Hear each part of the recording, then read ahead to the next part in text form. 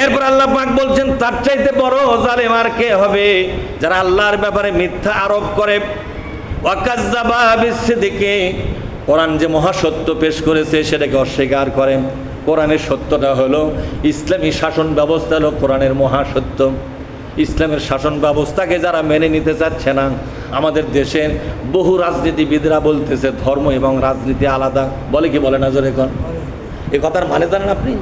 ধর্ম রাজনীতি আলাদা কেন বলে বলেন তো?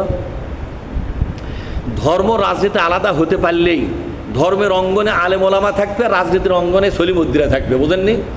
কারণ রাজনীতি নিয়ন্ত্রণ করবে বাটুল, চেংটুমিয়া, বল্টুমিয়া, আর ধর্ম নিয়ন্ত্রণ করবে হুজুরে কেবলা, পীর সাহেব। এরা ধর্ম এই বিষয়টা দেখাশোনা করবে। মৌলবীদেরকে ওই ধর্মের কিছু সীমানার মধ্যে পাঠিয়ে দিতে পারলেই তাহলে আমরা রাজনীতির মধ্যে আমাদের ঝামেলা মুক্ত হয়ে যাই। আরামি বিরামে দেশটা আমরা কুমিরের মতো, হাঙ্গরের মতো, মাগুর কাপের মতো ঘেঁষে ঘেঁষে খাবার পারি। আচ্ছা বলেন তো, একবার ফখরুদ্দিন দেশে ক্ষমতায় আসছিল, মনে আছে আপনাদের? হ্যাঁ, এক একটা এমপি মন্ত্রী রাস্তার ওপর গাড়ি রেখে, গাড়ির মালিক নাই, মন্ত্রী উধাও, এমপি উধাও। এ গাড়ি কার রে বলেন তো? কোনো মসজিদের ইমাম এরকম টাকা পয়সা দুর্নীতিতে ধরা পড়ছে? যেরকম ধরা পড়ছে।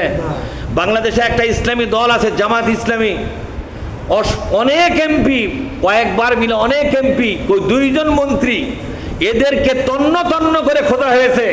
একটা ভ্যান রিক্সার মতো কোনো দুর্নীতি তাদের অস্তিত্বে খুঁজে পাওয়া যায়নি। রাজনীতি করলেই বলে মানুষ দুর্নীতিবাজ হয়, এরা কেমন হলো না? আসলে ক্ষমতার যায় শয়তান হয় না, আগে থাকে এরা শয়তান। যেরকম আজকে বাংলাদেশে চাঁদাবাজি করতেছে কারা বলেন তো? এই যে লালমনিরহাট পাটগ্রাম থানা, পাটগ্রাম থানা কয়েকটা সন্ত্রাসী চাঁদাবাজ ধরে থানা নিয়ে যাচ্ছে, প্রকাশ্যে চাঁদাবাজি করতেছে। সেই থানাকে ঘিরে ফেলাছে একদল, ঘিরে ফেলে থানা ভাঙ্গে চুরে ওই চাঁদাবাজক আবার উদ্ধার করে নিয়ে যাচ্ছে। মানে চাঁদাবাজক উদ্ধার করতে পারলে জান্নাতুল ফেরদৌস পাওয়া যাবে, তাই না? পুলিশ পর্যন্ত অবাক, যে এরা কারা রে, থানা পর্যন্ত দেওয়াল মেওয়াল কিছু থুচ্ছে না, দাও আমাদের বন্ধুদেরকে ছেড়ে দাও, তা না হলে আমরা কিছু থবো না।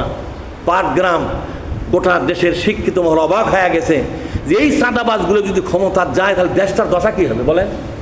হ্যাঁ, এই যে কুমিল্লা একটা হিন্দু পরিবারে চাঁদা চাইছে, চাঁদা দেওয়া পারেনি, বাড়ির মধ্যে যায় ওই যার কাছে চাঁদা চাইছে তাকে এবং তার যুবতী স্ত্রীকে উলঙ্গ করে ঘরের মধ্যে খাড়া করে দিয়েছে। মাওক দেখা নিয়েছে মুরব্বী মানুষ, যে আপনি দাঁড়িয়ে থেকে দুইজনের ইজ্জত দেখেন, এটা হলো প্রতিশোধ, চাঁদা দিব না কে? আমার কথা বোঝেননি? এইভাবে করে আরেকটা ডিস্ট্রিক্টে, এগুলো সব আসতেছে খবরে, আরেকটা ডিস্ট্রিক্টে একদল চাঁদাবাজ গেছে চাঁদা দিবার জন্য, চাঁদা দিতে পারে নাই, বাড়ির মধ্যে ঢুকে স্বামীক বান্ধিছে, খানিক কোবাছে, কোবানোর পর বউ উলঙ্গ করে স্বামীর সামনে এক এক করে কয়েকজন ধর্ষণ করেছে।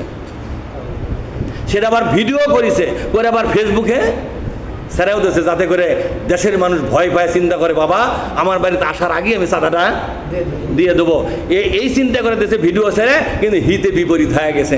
কিন্তু এই লোকগুলো আজকে যে দলের লোক, সে দলের কি ইজ্জত রাখছে? এরা যেরকম কোন চাঁদাবাজ কোন দলের জন্য কি রহমত না গজব? একটা দলকে ধ্বংস করার জন্য বাহিরের শক্তির দরকার হয় না, ওই দলের ভেতরকার কিছু চাঁদাবাজ, কিছু সন্ত্রাসী, এরাই যথেষ্ট ওই দলটাকে ধ্বংস করার জন্য। বলে